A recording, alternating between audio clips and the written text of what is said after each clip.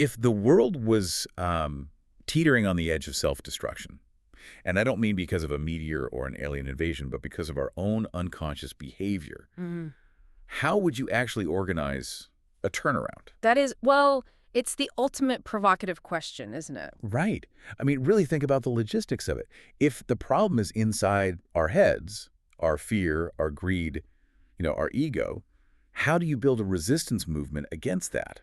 Because you can't exactly bomb ego into submission. Exactly, you can't. Usually when we talk about global crises, we immediately pivot to external solutions. We talk about treaties or carbon capture or sanctions, but the material we are diving into today flips that entirely on its head. It really does. It argues that the external world, the wars, the pollution, the inequality, is basically just a printout of our internal state. I love that analogy. If the software is buggy, the printer is going to output garbage. Precisely.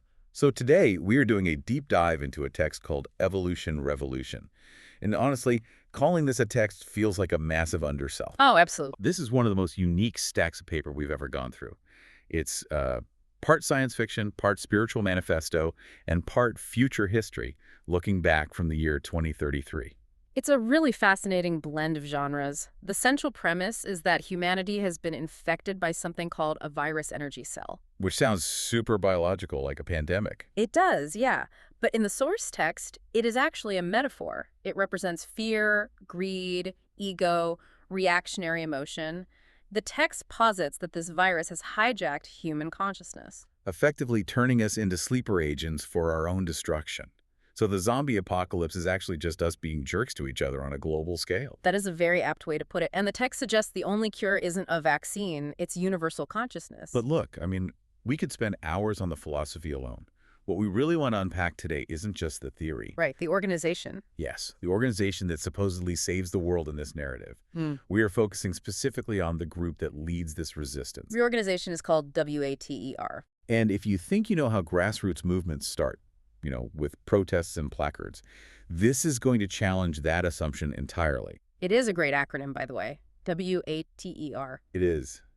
And I have to say, the details we are going to cover regarding this group are wild.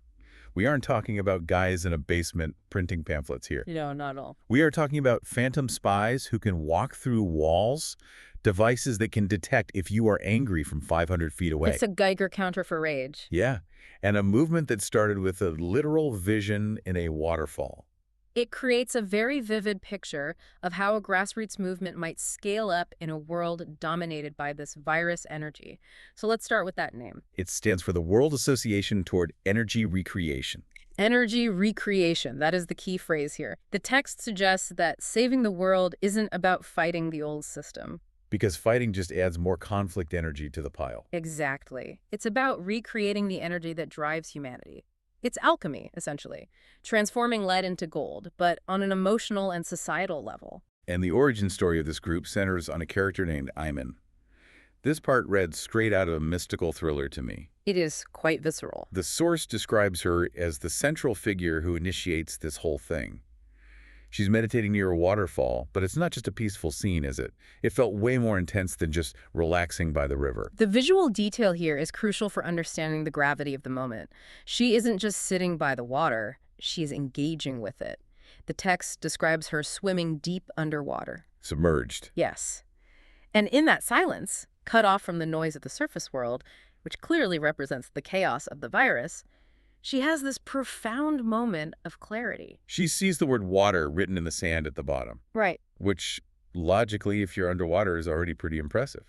I mean, sand doesn't usually hold handwriting in a current. It usually washes away in seconds. But then the text says the water moves the sand, and it spells out the full acronym. World Association Toward Energy Recreation. For Ayman, this wasn't just a hallucination, right? Or a trick of the light from oxygen deprivation. No, it was a directive. The realization she had was that this wasn't just a cool name for a club. It was a mandate to build a place where people with, thoughts could gather. It addresses that isolation conscious people feel in a world run by the virus. Precisely. That's a feeling a lot of people can probably relate to, honestly. Feeling like the only sane person in the room, or feeling like everyone else is operating on a frequency of stress that you just want to opt out of. Yes, that feeling of disconnect. So she has the vision, but a movement of one isn't much of a movement. She needs a team. And I love that she recruits her leadership triad not through some secret underground meeting in a parking garage, but basically through online networking. It speaks to the modern setting of the text. It grounds the mysticism in reality. She connects with two key figures, Tinvin and Iwa. And these aren't random picks. They represent very specific archetypes needed for a revolution. Let's break them down, because they really become the backbone of W.A.T.E.R. Tinvin seems to be the practical one. Tinvin is described almost as the Secretary of State for the movement. The one who actually gets things done. Exactly. If Eamon is the visionary, the why Tinvin is the architect, the how. She's the organizer. Right, the one willing to step up immediately and say, I'm in. She represents the administrative and strategic side of things. You need that balance. Vision without strategy is just a dream. And strategy without vision is just bureaucracy. Well said. And then there's Iwa. Her backstory felt the most grounded and human to me. She's a nurse living in Africa, but she's dealing with a very relatable problem, a husband who thinks she's crazy. He is highly resistant to these new ideas. She is living the struggle of trying to be awake in an environment that actively pushes back. Represented by her immediate family. Yes. Iwa becomes the vice president, so to speak. And what's fascinating is their method of recruitment. The source emphasizes that they didn't use weapons or coercion. They used email. They used digital networks to spread this revolution book. It wasn't a military coup. It was a viral marketing campaign for world peace. They were essentially spamming the truth until people woke up. In a way, yes. It was an energy movement. They were trying to create a resonance. But it does get a little thriller-esque with Iwa, doesn't it? We have to talk about the Infinity Keys. This is one of those plot points that really anchors the narrative in the mystical. This part felt like we suddenly stepped into a Dan Brown novel. It really elevates the stakes from email chain to, destiny. Iwa is a nurse, and she's attending to a man who has just passed away. It's a very somber, quiet moment.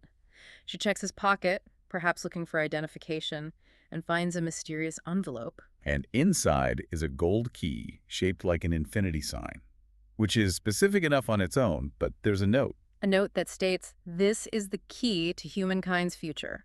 I mean, come on. That is quite the hook. It certainly is. If I found that, I'd be freaking out. I'd probably think I was on a hidden camera show. But it gets deeper.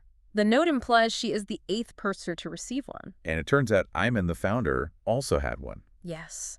So before they even formally met or exchanged emails, there was this mystic connection binding the leadership together. It suggests that W.A.T.E.R. wasn't just a random startup. It was destiny, orchestrated by this universal consciousness. It implies the universe was placing pieces on the board long before the players even knew the game had started. Okay, so they have a team, they have the destiny, they have the magic keys. Now let's talk about what they actually do. The operational phase. Right. Because the philosophy of W.A.T.E.R., it's pretty radical. Yeah. When we say resistance, we usually think of fighting back. Barricades, shouting, pushing. But they aren't trying to blow up the bad guys. No. And that is the central thesis of the source material. The virus energy, which causes hate, war, greed, cannot be fought with force. The text argues that force is the virus. If you fight hate with hate, you just create more virus. You are feeding the very thing you are trying to destroy. It's the classic fighting fire with fire fallacy. They are arguing you have to fight fire with water. Hence the name. Precisely. So their strategy is energy conversion. Conversion. Yes. The goal is to identify the virus within oneself. Your own ego, your own reactionary emotions, your own need to be right, and convert that into universal consciousness. It's the ultimate be the change you want to see, but applied as a global military strategy. That's a great way to summarize it. It's saying that national security begins with self-reflection. And the text frames this as a movement led largely by the youth, doesn't it? Yes, the young generation.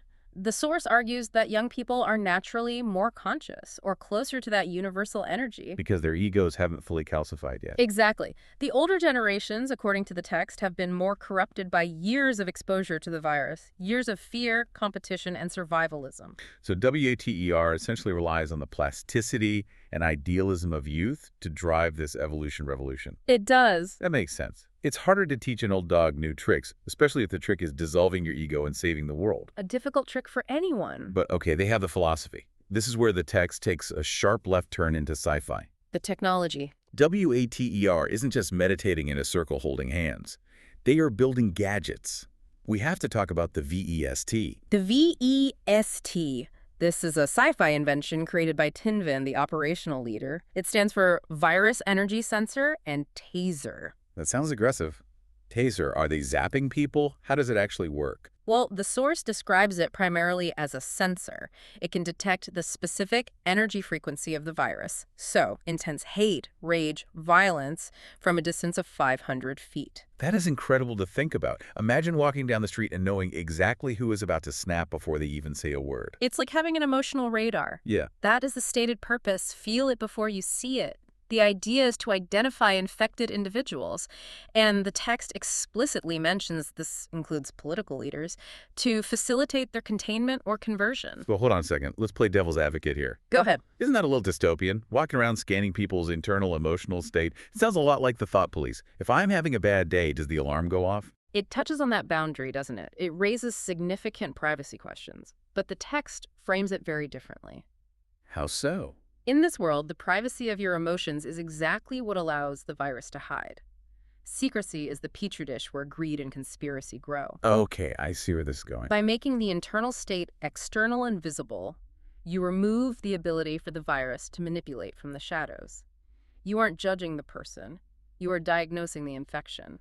So it treats rage like a fever, something to be cured, not punished. Precisely. It changes the whole dynamic of protest or resistance. You aren't guessing who the bad actors are based on their speeches. You have a literal Geiger counter for their rage. You can see the politician smiling on stage, but the VEST is screaming that he's full of hate. It forces authenticity because deception becomes technologically impossible. Wow. And it pairs with the other major tactic W.A.T.E.R. uses, which moves from technology back into the metaphysical, the phantom operatives. This was the part that felt the most superhero-ish to me. Phantoms. Are we talking about ghosts? Because phantom usually implies dead people. Not ghosts of the dead. The text describes this as an application of energy movement. Members of the resistance are trained to project their energy out of their bodies. So in esoteric circles, we would call it astral projection or remote viewing. Yes. They are spies who can leave their physical bodies behind. Like leaving your car in the garage and walking into a meeting invisible. Exactly. They could literally be in the same room as corrupt government officials, listening to secret plans, gathering information, all while their physical bodies are miles away. The source calls it espionage via energy projection. It is the ultimate transparency tool. You can't hide a conspiracy if a phantom is standing next to you taking mental notes. And the impact, according to the text, is that W.A.T.E.R. could expose lies and manipulation without ever engaging in a physical fight. They just revealed the truth. It stripped the virus of its power, which relies on secrecy. It forces honesty because dishonesty becomes impossible to maintain when the walls have eyes. Literally. Okay, so we have this organization, W.A.T.E.R., using rage sensors and astral spies to cleanse the world of fear and greed. But the source text doesn't just leave us in the fighting stage. No, it actually jumps to the other side of this revolution. It takes us to the year 2033. This is where the narrative shifts from a manifesto to a future history. We are introduced to a character named Max. Max is interesting because he feels like a colleague to us. He's a host and analyst at the W.A.T.E.R. Institute in this future world. Looking back at the bad old days, which is basically our present, Right. he represents the success of the movement. By 2033, W.A.T.E.R. hasn't just won the war, they have restructured society, specifically education. I love this detail. No more memorizing dates of battles or learning how to maximize shareholder value. No, in this future, students study consciousness and self-development. They take classes on energy projection. The text presents a world where the internal skills we've been discussing, understanding your own energy, managing your ego, are the core curriculum. It's a total shift in priorities. Instead of learning how to fit into the economy, you're learning how to be a fully realized human being. Or a consciousness energy being, as the book puts it. It's like Hogwarts, but for emotional intelligence. And Max, in his broadcasts, reflects on the history of how they got there. He talks about the Traveler. The Traveler is the figure who brought the book, right? The original evolution-revolution text. Yes, the Traveler is treated as the catalyst, the spark. W.A.T.E.R. preserves this history, emphasizing that humanity was heading toward nuclear destruction, total self-annihilation. And this intervention turned the ship around toward a new direction. It frames history not as a series of wars, but as a near-death experience for the species that we barely survived. But the biggest twist in this 2033 timeline, and this one really threw me, is what happens to the virus itself? It is a very surprising conclusion. You would expect, in a typical good versus evil story, for the virus to be destroyed, locked away, or banished to the phantom zone. Right, you expect the Death Star to explode. You expect the villain to fall off the roof. But consistent with the philosophy of conversion, the text reveals that the virus energy cell, this entity of fear, essentially the devil figure of the story, has been converted. It actually calls into Max's show. It does. It speaks on the forum. It apologizes. Yeah, it apologizes. Yes. It explains that it was lost and incomplete, and its need to control humanity came from its own disconnection. That is a wild image. The embodiment of all human evil calling into a radio talk show to say, my bad, I was going through some stuff. It sounds absurd on the surface, but it's deeply consistent with the text message. How so? If everything is energy, then even evil is just energy that is confused or misplaced. The ultimate victory of W.A.T.E.R. isn't killing the enemy. It's healing the enemy until the enemy doesn't exist anymore. Because if you destroy the enemy, you have committed violence. And if you convert the enemy, you have achieved unity. That is a heavy concept. It's radical forgiveness on a metaphysical scale. It suggests that even the worst parts of ourselves or the world aren't trash to be thrown out, but energy to be recycled. Exactly. So what does this all mean? When we step back and look at W.A.T.E.R. and the evolution revolution, beyond the astral spies and the magic keys, what is the takeaway for us right now? I think the synthesis here is that W.A.T.E.R. represents a hybrid approach to change. It combines spiritual awakening, that inner work, with tangible technology and youth activism. It says you can't just meditate your way to peace, but you also can't just legislate it. It's telling us that you can't just pray for peace, and you can't just protest for it either. You need both. You need an internal shift first. The source argues that saving the world is impossible if the people trying to save it are still infected with anger, fear, and ego. You have to convert that energy within yourself first. W.A.T.E.R. is just the external manifestation of that internal work. If you try to fix the world while you are broken, you will just break the world in a new way. It's about converting fear into consciousness. That's the mission. Exactly. Okay, so here is where we leave you to think. We talked about the V.E.S.T. That device that detects your virus energy from 500 feet away. It is a daunting concept. Imagine that device is real. Right now, it's sitting on your desk, pointed at you. What would it register? Are you radiating calm, universal consciousness? Or is there a little bit of that virus, that hidden rage, that fear that need to be right ticking away inside you? And if there is, are you ready to join the energy recreation to fix it? That is the question that matters. Thanks for diving deep with us. We'll see you in the next one.